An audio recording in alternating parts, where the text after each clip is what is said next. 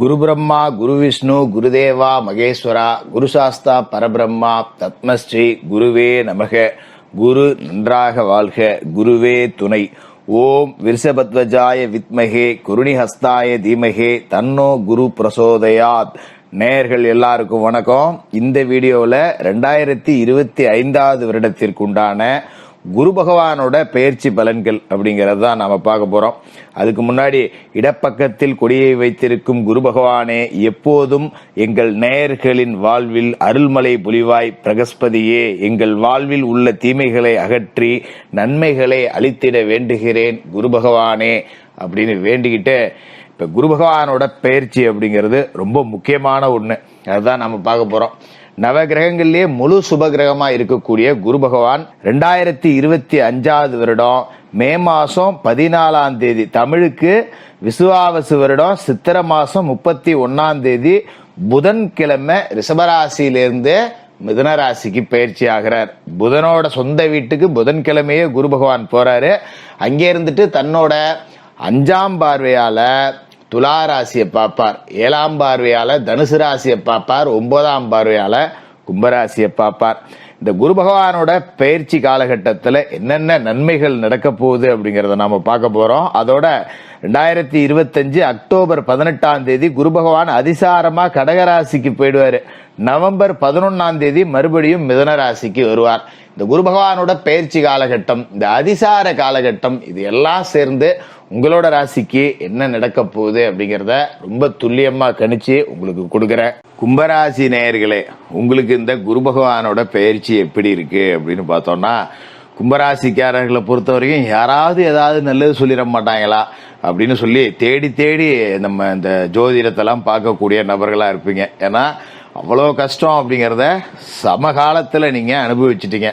அப்ப இந்த ஜோதிட சேனல்லாம் அதிகம் பார்க்கக்கூடிய நபர்களா கும்பராசிக்காரர்கள் இருப்பீங்க. ஏதாவது ஒரு ஜோசியர் நமக்கு நல்லது நடக்கும்னு சொல்லிடமாட்டாரா?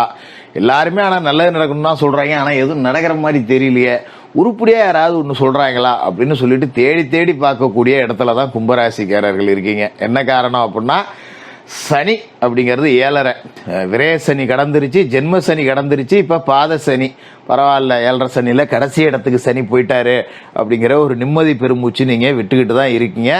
இப்பதான் குரு பெயர்ச்சி அப்படிங்கிறது உங்களுக்கு நடக்க போகுது. தமிழுக்கு விசுவாச வருடம் சித்திரை 31, ஆங்கிலத்துக்கு மே மாசம் 14ஆம் தேதி குரு பகவான் உங்களோட ராசிக்கு 4வது வீட்டுல இருந்து 5வது வீட்டுக்கு போறார். குரு யாரு அப்படின்னு பாத்தீங்கன்னா, உங்களோட ராசிக்கு யோகாதிபதி.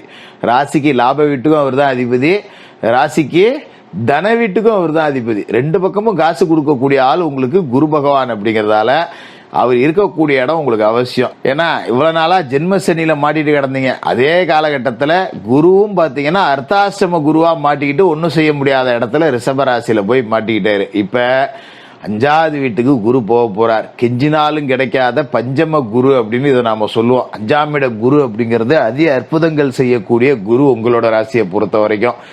அப்ப 5ஆம் இடம் அப்படின்னா பூர்வ புண்ணியஸ்தானம், புத்திரஸ்தானம். இப்ப நீங்க ஜென்ம சனி காலகட்டத்தை கடந்து வந்துருக்கீங்கிறப்ப கும்பராசிக்காரர்களுக்கு கடன் அப்படிங்கிறது கண்டிப்பா இருக்கும், அதுல எந்த மாற்றமும் இல்ல. பெருசா கழுத்தை நெருக்காட்டியும் லேசா அப்பப்ப நெரிச்சுக்கிட்டு தான் இருக்கும் கடை அப்படிங்கிறது. அப்ப நகரட்டெல்லாம் வச்சாச்சு, ஏதோ ஒரு அகலக்கால் வச்சேன், வீடு ஒண்ணு கட்டினேன் பெருசாகி போச்சு, பட்ஜெட் எகிரி போச்சு, ஒரு கடை ஒண்ணு கட்டினேன் பட்ஜெட் எகிரி போச்சு, இல்ல ஒரு ஆஸ்பத்திரி செலவு கண்டமேனிக்கு வந்துருச்சு. இப்படி கடன் ஏதோ ஒரு ரூபத்துல கண்டிப்பா இருக்கும். இப்ப கடனெல்லாம் அடைக்க என்னடா பண்ணலாம், ஏதாவது சொத்துக்கிட்ட கொஞ்சம் பூர்வீகத்துல ஏதாவது வித்துவிட்டாது கடன் அடைக்கலாமான்னு பார்த்தா அதை விற்கவும் முடியாத சூழல் அப்படிங்கிறது இருக்கு. ஏன்னா விலை கம்மியா கேட்பான். இப்ப 5க்கு குரு போறாரு பாத்தீங்களா, அந்த பூர்வ புண்ணியத்தை உங்களுக்கு முழுசா கொண்டாந்து சேர்ப்பாரு. அப்ப கடனை அடைக்கிறதுக்கு ஒரு வழி பிறக்கும். ஏதோ பூர்வீகத்துல ஒரு பாகத்தை கொஞ்சோண்டு வித்துவிட்டு கடனை அடைச்சிட்டு நிம்மதியா இருப்போம்டா, சொத்தை வச்சுட்டு என்னடா பண்ண போறேன், கடன் இல்லாத வாழ்க்கை தாண்டா மனுஷனுக்கு வாழ்க்கை அப்படிங்கிற முடிவுக்கு வந்து கடன் அடைப்பீங்க. அது மாதிரி பூர்வீக சொத்து ஏதாவது கேஸ்ல மாட்டிக்கிட்டு இருக்கு, வில்லங்கத்துல மாட்டிக்கிட்டு இருக்கு, பங்காளி ஒருத்தன் கேஸ் போட்டுக்கிட்டு இருக்கான் அப்படின்னா இப்ப தீர்ப்பு உங்களுக்கு சாதகமா வந்து சொத்து சுத்தமா உங்க கைக்கு வந்துடும். அப்பா என் காலகட்டத்துல கோர்ட்டுன்னு அலைஞ்சிக்கிட்டு இருந்தேன், என் புள்ளியோ காலகட்டத்திலேயாவது சொத்தை வந்து கரெக்டா டாக்குமெண்ட்டை ரெடி பண்ணி எந்த பஞ்சாயத்து இல்லாம வச்சுட்டு போகணும்ப்பா அப்படிங்கிற அந்த மன நிறைவு உங்களுக்கு அம்சமா இருக்கும். அதுல எந்த மாற்றமும் இல்லை. அந்த பூர்வ புண்ணிய ஸ்தானம் அப்படிங்கிறது வலுவடையுது. அது மாதிரி புத்திரஸ்தானமும் இதுதான் அப்படிங்கறதால நிறைய கும்பராசிக்காரர்களுக்கு குழந்தை பாக்கியம் அப்படிங்கிறது கிடைக்கும். ரொம்ப நாளாச்சு கல்யாணம் ஆகி குழந்தை பாக்கியம் இல்லையேன்னு ஏங்கினவர்களுக்கெல்லாம் குழந்தை பாக்கியம் அப்படிங்கிறது இந்த காலகட்டத்தில் கிடைக்கும். அது மாதிரி சில பேருக்கு பார்த்தீங்கன்னா பிள்ளைகள் பொறுப்பு இல்லாமல் இருப்பாங்க. அங்கே இவ்வளோ செலவு பண்ணி படிக்க வச்சேன், இவ்வளோ செலவு பண்ணி படிக்க வச்சேன், ஒரு வேலைக்கு போகாமல் வெட்டியாக தின்னுட்டு ஊரை சுற்றி வருது, ஊரும் வளர்த்துட்டு வருது. இப்படி இருக்கிறவங்களுக்கெல்லாம் பிள்ளைகள் நல்லபடியாக படித்து வேலைக்கு போவாங்க. பிள்ளைகளை நினச்சி நீங்கள் பெருமை அடையலாம். அந்த அளவுக்கு நன்மைகள் அப்படிங்கிறது இந்த குரு பெயர்ச்சி காலகட்டத்தில் உங்களுக்கு கிடைக்கும். அதுமாரி பிள்ளைகளோட வாழ்க்கையில் இருந்த தடை, ஒரு கல்வியில் மந்தம், இல்லை திருமண தடை, இந்த மாதிரியான அமைப்பு எல்லாம் மாறி பிள்ளைகளோட வாழ்க்கை அப்படிங்கிறது ரொம்ப சந்தோஷமாக இருக்கும். அதுமாரி குரு பகவானோட அருள் பார்வை அப்படிங்கிறது ரொம்ப அற்புதமான பார்வை. அந்த குரு பார்வை உங்களோட ராசியை பொறுத்த வரைக்கும் 9வது வீடு 11வது வீடு உங்களோட சொந்த ராசி 3 இடத்துலையும் விழுவுது. இப்போ 9ல் குரு பார்வை விழுதுன்னா தந்தை மகன் உறவுல இருந்த விரிசல் அப்படிங்கிறது நீங்கும். அப்பாவும் பையனும் நல்லா அந்யோன்யமாக இருப்பாங்க, சந்தோஷமா இருப்பாங்க. அப்பா பையனுக்கு ஒரு 10 ரூபாயை கொடுத்து பொழைச்சிக்கிட்டும், புள்ள கஷ்டப்படுதுன்னு சொல்லுவார். அப்பா பிள்ளைய கொஞ்சிக்கிட்டே இருக்கணும்னு நினைப்பாரு. அப்படி ஒரு அமைப்பு அப்படிங்கிறது வரும். அதுமாரி சொந்த வீடு கட்டக்கூடிய யோகம் அப்படிங்கிறதும் இருக்கு. ஒரு ஏதோ நம்மளால முடிஞ்சது வாடகை வீட்டிலேயே சுற்றிக்கிட்டு இருக்கோம், ஒரு சின்ன வீடாவது நமக்குன்னு கட்டணும் அப்படிங்கிற நிலைமை இந்த காலகட்டத்தில் கிடைக்கும். அதுமாரி உங்களோட ராசிக்கு லாப வீட்லேயும் குரு பார்வை விழுது அப்படிங்கிறதால வருமானத்துக்கு பஞ்சம் இருக்காது. வேலை செய்கிறோமோ, இல்லை சொந்தமாக தொழில் செய்கிறோமோ, இல்லை சொந்தமாக ஒரு கடை வச்சுருக்கோமோ, ஏதோ ஒன்று அதில் 10 ரூபா நான் சம்பாரிச்சிக்கிட்டு இருக்கேன், நிம்மதியாக இருக்கேன் அப்படிங்கிற மாதிரி இருக்கும். அதுமாரி வேலைக்கு போன இடத்துல வெளிநாட்டில் போனேன், சொன்ன சம்பளத்தை கொடுக்காம ஏமாற்றிட்டாங்க. இதெல்லாம் 7.5 சனியில் நடந்திருக்கும். பாடுபடுறேன், நான் அவ்வளோ சம்பளம்னு சொல்லி கடை வாங்கிட்டு வந்தேன், இங்கே வந்தால் எனக்கு செலவுக்கே பற்ற மாட்டேங்குது, ஊரில் கடை அடைக்கணும், வட்டி கட்டணும்னு வெளிநாட்டில் போய் மாட்டிட்டு கிடக்கிறவங்களுக்கெல்லாம் இப்போ ஒரு நல்ல நிறுவனத்தில் நல்ல சம்பளத்தில் வேலை அப்படிங்கிறது இந்த குரு பயிற்சிக்கு பிறகு கிடைக்கும்.